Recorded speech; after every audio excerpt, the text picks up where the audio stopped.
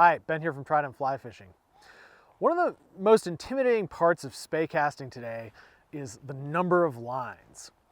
We've got lines ranging from 150 grains all the way up to 800 grains and every 30, 50 grains in between.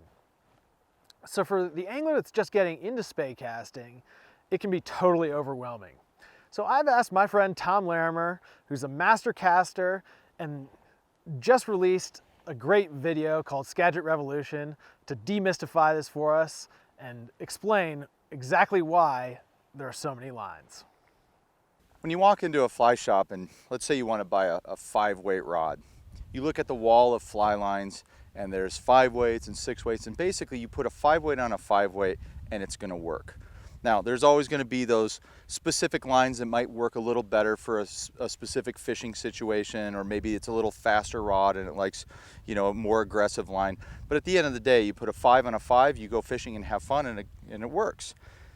In spey casting, it's a little bit more of a complicated conversation, and oftentimes this is the thing that makes people just kind of go, close the book, don't talk to me about it, keep it simple, I don't want to deal with it. So what I want to do today is to kind of walk you through why we have all these different lines and all of these different line sizes. Now, I'm not going to go into each specific style of line, we've already done a video for that, but what I want to talk about specifically is kind of this idea of grain weights, and why is there 30 grain weights difference between these line sizes, and why don't we call them a 5?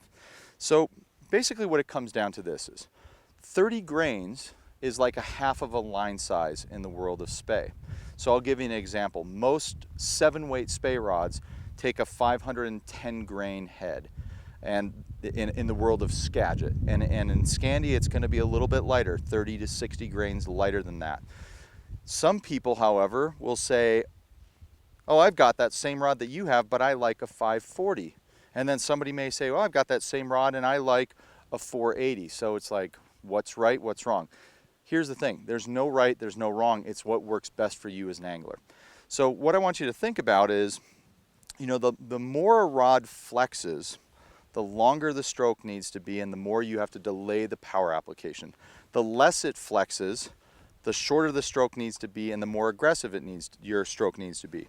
And so, obviously there's different rod actions out there, but with these spey lines and these different 30 grain increments, half of a line size, we can slow a rod down or we can speed it up to match your casting stroke. Now, why is this important? We're going to talk about 2 different people. We've got a 6'4" man, and let's just say he's like a defense attorney and he lives in New York City. And we've got a 5'4" woman, and she's like a Montessori art teacher, and she's from Burlington, Vermont.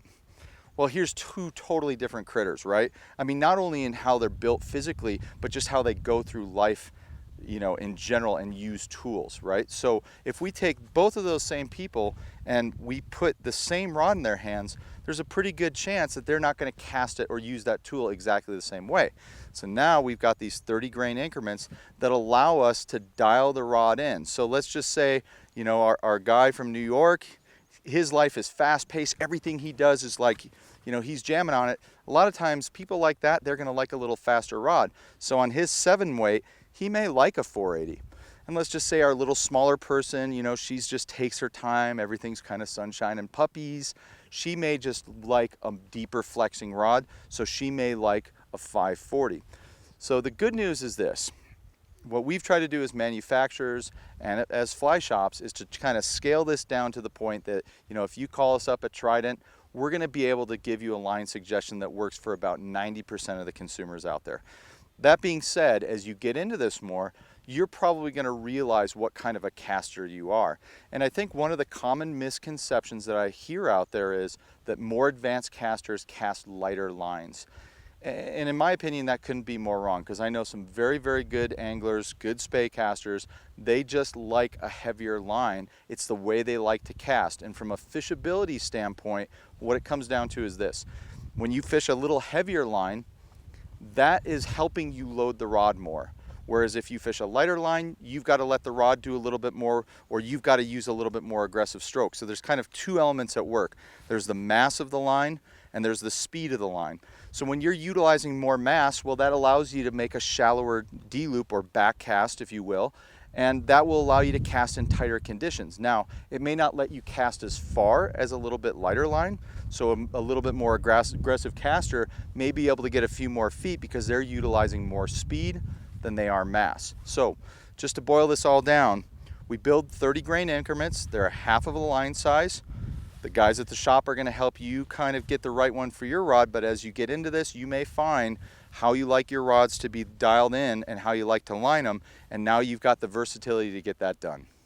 As Tom mentioned, at Trident Fly Fishing, we've got a huge selection of Spey lines from Skagit to Scandi to traditional and everything in between. And better still, we've got a team of experts that can help you get the right line for your rod. If you have questions about Spey lines, give us a call at 888-413-5211 or email us 24/7 at support@tridentflyfishing.com. And don't forget, if you enjoyed this video, give us a thumbs up. I'm Ben, thanks for watching. We'll see you next time.